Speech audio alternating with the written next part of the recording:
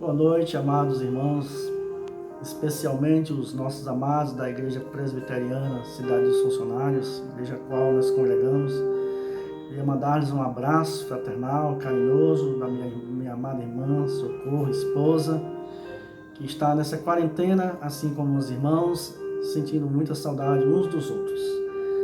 Essa noite nós vamos refletir, meditar e aprender muito com a palavra do Senhor. Texto que está em Números capítulo 13, nós vamos nos deter muito no versículo 25 ao 33. Mas antes, porém, eu gostaria de ler o versículo 1 e o 2, que nos diz assim: Disse o Senhor a Moisés: Envia homens que espiem a terra de Canaã, que eu hei de dar aos filhos de Israel. De cada tribo de seus pais enviareis um homem, sendo cada qual príncipe entre eles. Deus estava aqui separando os melhores. No versículo 18, a orientação que Deus dá a Moisés: Vede a terra, que tal é o povo que nela habita, se é forte ou fraco, se poucos ou muitos. Então Deus promete uma terra ao povo de Israel, Canaã, desde lá da saída do Egito.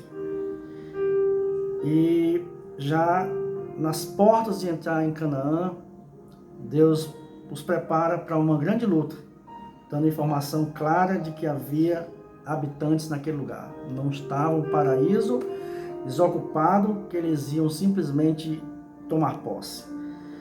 Do 25 em diante nós vamos ler assim: Ao cabo de 40 dias voltaram de espiar a terra. Caminharam e vieram a Moisés e a Arão e a toda a congregação dos filhos de Israel no deserto de Parã a Cádiz. Deram-lhes conta a eles e a toda a congregação e mostraram-lhes o fruto da terra. Eles vinham trazendo em suas mãos romãs, figos e um cacho de uva muito grande. E nós vamos falar dessa uva mais na frente.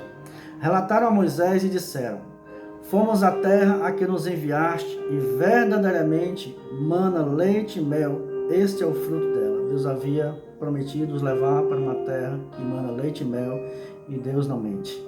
E aqui eles se admiraram da constatação que de verdade é uma terra que mana leite e mel. O povo, porém, que habita nessas terras é poderoso, e as cidades muito grandes e fortificadas. Também vimos ali os filhos de Anak. Essa foi a visão que esses homens tiveram. Uma terra muito boa, fértil, mas que havia ali cidades fortificadas, que ali habitavam homens, os filhos de Anak. E todos sabiam que esses homens eram gigantes. No 29, nos diz que também estavam lá: Os amalequitas habitam na terra do Neguebe. Os heteus, os jebuseus, os amorreus habitam na montanha. Os cananeus habitam ao pé do mar e pela ribeira do Jordão. Então Calebe fez calar o povo perante Moisés e disse: Eia, subamos e possuamos a terra, porque certamente prevaleceremos contra ela. Porém os homens que com ele tinham subido disseram: Não poderemos subir contra aquele povo, porque é mais forte do que nós. E diante dos filhos de Israel infamaram a terra que havia espiado, dizendo: As terras pelo meio da qual passamos a espiar é terra que devora os seus moradores, e todo o povo que vive nela são homens de grande estatura. Também vimos ali gigantes, os filhos de Anak, são descendentes de gigantes. E éramos aos nossos próprios olhos como gafanhotos, e assim também o éramos aos seus olhos. Triste, né, irmão? A narrativa que nós vimos desses homens que foram espiar a terra. O povo caiu no desânimo profundo, porque 10 dos melhores homens de Israel, os príncipes de cada tribo, escolhidos por Deus para fazer um relatório, uma prospecção daquela área, se abalaram com o que viram, se animaram com a terra, do qual Deus havia prometido que seria manava leite e mel, terra próspera, porém havia ali um impedimento para eles entrarem, os gigantes, os numerosos povos que ali estavam. Mas Deus levantou um homem que teve uma visão diferente, 2 homens, Caleb e Josué. O relatório deles contrariava os 10 outros espias. E esse homem disse: eia, subamos, avançamos, porque certamente prevaleceremos. A terra será nossa. Ele sabia o que Deus havia prometido para eles. Era essa a convicção desses 2 homens. Eles não esqueceram a promessa do Senhor quando os tirou do Egito e disse que eles chegariam à terra de Canaã. Lembram da semana anterior que nós comentamos que após 3 dias sair do Egito, os homens padeciam de muita sede e encontraram um manancial de águas, porém essas águas eram extremamente amargas, eles não puderam se saciar e eles entenderam que ali eles iam morrer de sede e murmuraram contra Moisés que pereceriam no deserto. A resposta, irmãos, é que eles esqueceram que de fato Deus não os levou ao deserto. Deus havia dado a eles uma promessa: nós vamos para outro lugar, para Canaã. Vocês não vão ficar no deserto. Isso me faz lembrar aquela passagem onde Jesus estava com seus discípulos no barco e veio uma tempestade repentina que os sacudia de lado a lado. O barco estava pronto a naufragar, eles não controlavam mais e clamaram a Jesus que acalmasse aquela situação, se os ajudaria. Jesus acalmou os mares e eles esqueceram do que Jesus havia dito antes de sair da outra margem. Vamos para a outra margem. Jesus não tinha dito a eles que eles iam para o fundo do lago, o fundo do mar. Eles iam para outra margem. Da mesma forma, esses nossos irmãos aqui, Deus havia dito claramente que os levariam à terra que mana leite e mel. Era a promessa que Deus tinha para eles. E Deus estava firme na sua promessa. Eles estavam às portas de Canaã, mas eles estavam abatidos. Qual tem sido a nossa visão nesses dias? Se nós formos ouvir inúmeros jornalistas para a nossa situação hoje, parece que o próximo cadáver, o próximo morto, será você, será eu. As informações são funestas, trágicas, de que a civilização inteira vai ser dizimada com essa enfermidade.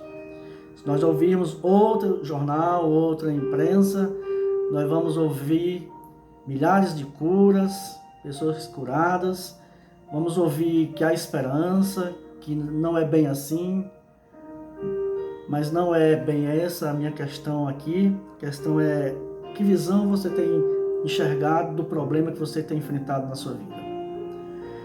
Aqui no final, quando eles constataram que haviam gigantes na terra que os impediria de vencer a batalha, haviam 2 visões: dos gigantes para cá e deles para o gigante. O gigante os via como gafanhotos, e eles também passaram a se ver dessa forma. Porém, Josué e Caleb não se enxergaram dessa forma. Isso me faz lembrar também, irmãos, aquela famosa batalha de Davi contra Golias. Golias, quando olhou para Davi, aquele menininho raquítico, despojado de qualquer armamento, indumentária de guerra, tripudiou, zombou e achou que era um vermezinho que esmagaria facilmente entre os dedos. Porém, Davi teve uma outra visão. Ele enxergou a vitória. Ele enxergou que Deus ia vencer a batalha por ele. E não foi diferente. Ele diz: tu vem a mim com espada e com lanças, eu vou a ti em nome do Senhor dos Exércitos. Esse povo aqui também gozava da presença do Senhor dos Exércitos. Aquela terra que manava leite e mel era deles por possessão. e Deus ia cumprir cabalmente a sua promessa. Como sempre, eu gosto de apresentar a Cristo nas Escrituras. Nós podemos ver isso onde fala que eles trouxeram para o povo de Israel o fruto da terra. Aí eles trouxeram romãs, trouxeram figos e trouxeram um cacho de uva, que um homem só não foi suficiente para trazer. Então eles botaram aquele cacho de uva preso a uma haste de madeira, para que 2 homens levassem sobre seus ombros. Isso figura para mim a presença de Cristo naquele lugar. Aquela uva, no atrito com a madeira, jorrava o seu líquido cor de sangue, representando a presença de Jesus ali. Aquela madeira que os homens puseram sobre seus ombros também aponta para a cruz de Cristo. A presença de Cristo naquele lugar, ela é representada aos meus olhos dessa forma. Então a garantia de que Cristo estava ali é garantia de vitória para eles. Assim também nos nossos dias, a presença de Cristo, ela é para nós. A palavra de Deus diz que o Espírito Santo habita em nós, que Ele está em nós. E nós somos mais do que vencedores. Lamentações ainda nos diz, para finalizar essa nossa reflexão, Jeremias, aquele homem experimentado em dores, em sofrimento, ele diz assim, em Lamentações,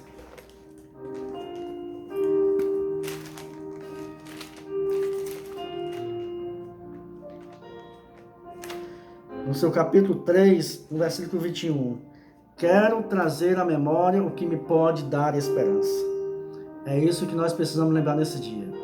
Temos muitos testemunhos, muitas vitórias alcançadas na vida do povo de Deus e na sua vida. Olhe para as vitórias que Deus já lhe deu. Se não há esperança para essa situação que estamos vivendo. Irmãos, fiquem com esse conforto da palavra do Senhor, que nos assegura que o nosso Deus está conosco em cada parte da jornada, em cada situação vivida. Ele nos acompanha sempre. E Ele vai conosco junto na nossa batalha. Que Deus nos abençoe, irmão. Que logo passe esses tempos difíceis de calamidades e que possamos retornar ao seio da igreja. Que logo possamos, Pai, irmãos, estar de novo juntos. É essa a nossa oração. Nós damos graças ao nosso Senhor, nosso Deus, porque até aqui tem nos ajudado. Fiquem com Deus. Um abraço. Amém.